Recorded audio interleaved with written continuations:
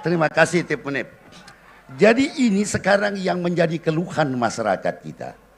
Jadi masyarakat kalau kita berpikir pupuk itu tidak akan pernah mungkin dia kurang.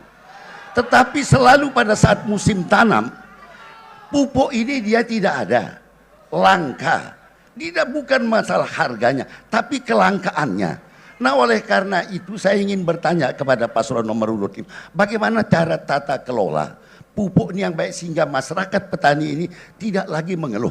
Terima kasih. Sudah cukup pertanyaannya? Cukup? Baik, terima kasih paslon 1, paslon 5 siap untuk menjawab. Waktu Anda menjawab 2 menit dimulai ketika Anda berbicara. Silahkan. Terima kasih. Terkait dengan pupuk, saya sama paslon nomor 1 dulu punya pengalaman melakukan inspeksi mendadak ketika pupuk langka dan kami menemukan ada mafia pupuk yang menimbun pupuk. Itu tahun 2011. Jumlah pupuk kita sebetulnya cukup. Harga juga sudah ditetapkan oleh pemerintah pusat. Tapi karena kurangnya pengawasan sehingga pupuk kita kemudian diperjualbelikan menjadi barang dagangan. Karena bernaung di bawah Kementerian Perdagangan selain Kementerian Pertanian.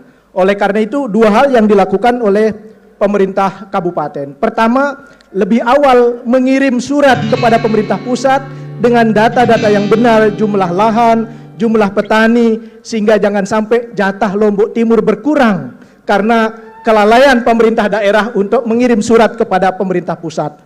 Alhamdulillah saya punya pengalaman di pemerintah pusat, itu bisa kita lakukan. Selain jumlahnya, maka waktunya juga harus tepat.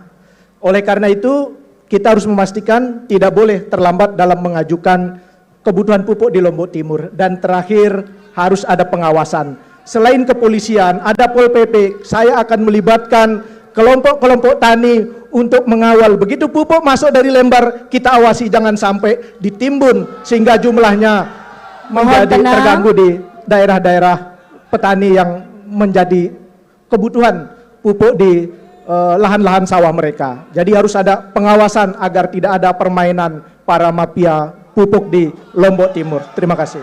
Mohon tenang, Bapak Ibu mohon tenang. Baik, sudah cukup untuk paslon nomor 5 jawabannya.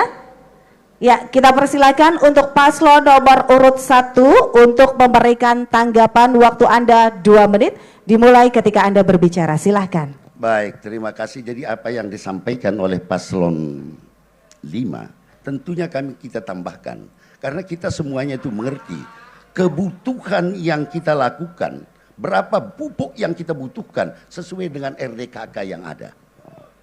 Jadi ini sekarang tentunya kelangkaan ini kan pasti ada sebab. Nah oleh karena itu mungkin Satgas pupuk ini yang akan kita berikan anggaran dan sehingga para aparat penegak hukum bisa memberikan sanksi kepada para penimbun pada mafia pupuk ini. Nah karena itu apa yang saya setuju sekali, mungkin tinggal kita bagaimana efisiensinya. Kita menambah sekarang bagaimana supaya betul-betul ini terjaga. Tata kelola pupuk ini sehingga paling utama supaya pedagang jangan main, harusnya Satgas pupuk ini harus diperkuat, diberikan anggaran yang cukup sehingga mereka itu bisa melakukan tugasnya dengan baik. Mungkin tambah. Silakan Pak, masih ada waktu. Kalau boleh diusulkan, kita punya BUMDes. Seharusnya BUMDes inilah yang menjadi penyalur pupuk. Kemudian dari BUMDes ini ada kelompok-kelompok tani, maka insya Allah tidak ada kelangkaan pupuk. Karena semua kebutuhan kelompok tani bisa dipenuhi dari BUMDes. Sekaligus kita memamparkan BUMDes. Karena saat ini lebih dari 50.000 BUMDes di Indonesia. Setengahnya ini baru bernama dan setengahnya ini baru punya izin. Nah kalau ini dioptimalkan dengan baik maka desa juga bisa berkembang dengan baik karena ada tambahan kas yang diperoleh dari BUMDesnya. Terima kasih. Wassalamualaikum warahmatullahi wabarakatuh. Waalaikumsalam warahmatullahi wabarakatuh.